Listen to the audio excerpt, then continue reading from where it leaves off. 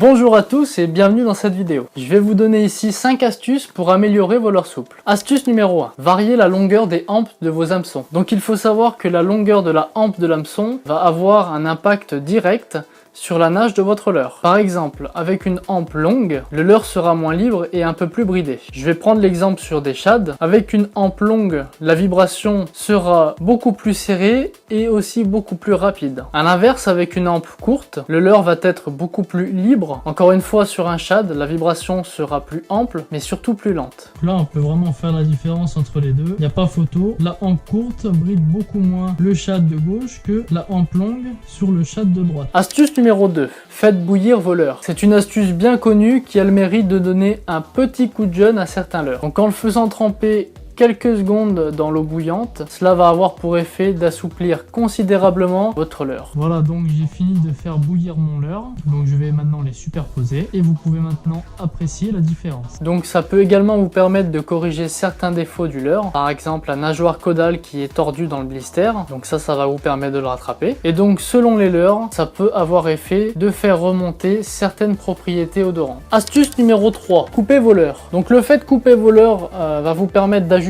votre leurre à votre tête plombée, donc ce qui va donner une excellente conicité mais surtout une bien meilleure pénétration dans l'eau. Voilà, donc j'ai retiré l'équivalent de la tête plombée de façon à ce que mon leurre soit le plus conique possible, et donc là j'aurai vraiment une très bonne pénétration dans l'eau. Donc dans certains cas ça peut également augmenter la souplesse du leurre. Pour les shads, encore une fois, en coupant certains éléments comme des renforts, des annelures, va vous permettre de rendre votre leurre un peu plus libre, plus souple. Voilà, donc là mon problème c'était d'avoir un leurre donc qui nage encore mieux avec moins de plomb et en réduisant ma vitesse de récupération. Donc qu'est-ce que j'ai fait? Donc on peut le voir ici, ces petits bouts de plastique, ce sont en fait les annelures qui sont adaptées sur la nageoire caudale que j'ai supprimées et qui maintenant libèrent beaucoup plus ma nageoire caudale. Donc là, je vais pouvoir me servir de ce leurre avec beaucoup moins de plomb et avec une vitesse de récupération encore plus réduite. Attention cependant, lorsqu'on commence à couper certaines parties d'un leurre, ça peut dénaturer certaines propriétés comme la rigidité, la solidité, la capacité vibratoire. Voilà, ce sont plein de facteurs à prendre en compte. Astuce numéro 4, les peintures et colorants. Donc il existe de nombreux feutres, peintures, colorants pour vos leurres. Donc ça c'est très sympa pour changer la signature lumineuse de vos leurres ou encore pour créer un point d'impact. Donc je sais également que certains de ces produits ont des propriétés odorantes qui sont donc parfumées et que d'autres réagissent notamment aux rayons ultraviolets. Donc là par exemple un pot de colorant rouge et il m'a pris l'envie de lui faire une caudale rouge.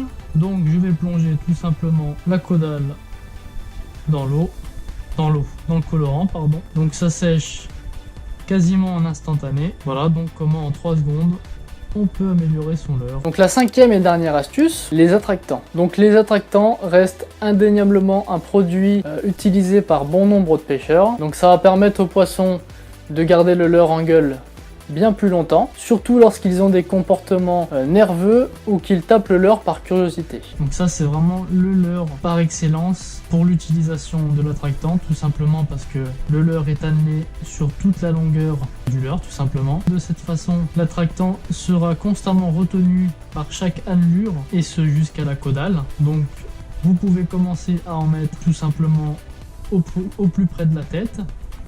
De cette façon, il va diffuser en continu en glissant petit à petit jusqu'à la fin du leurre et vous aurez vraiment un leurre couvert d'attractants. Voilà, donc j'espère que j'ai été assez démonstratif dans cette vidéo. N'hésitez pas à me le faire savoir. J'espère que la vidéo vous aura plu. Si c'est le cas, n'hésitez pas à mettre un like, à vous abonner si ce n'est pas déjà fait. Voilà, donc je vous remercie d'avoir regardé cette vidéo. Moi je vous laisse là et je vous dis à la prochaine dans une future vidéo. Salut!